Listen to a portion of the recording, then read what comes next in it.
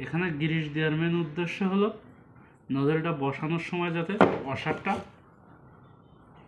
পড়ে আর না হয়ে যায় ভিতরে পড়ে।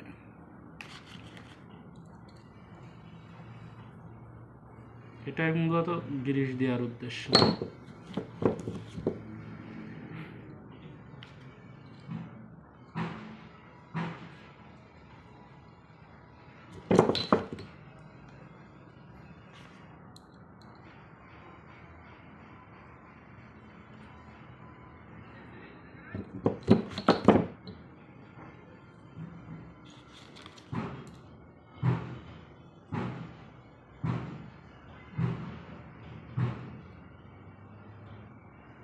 আর কলম বেশি নাই, 10 সেকেন্ড আছে, শেষ করে দেন।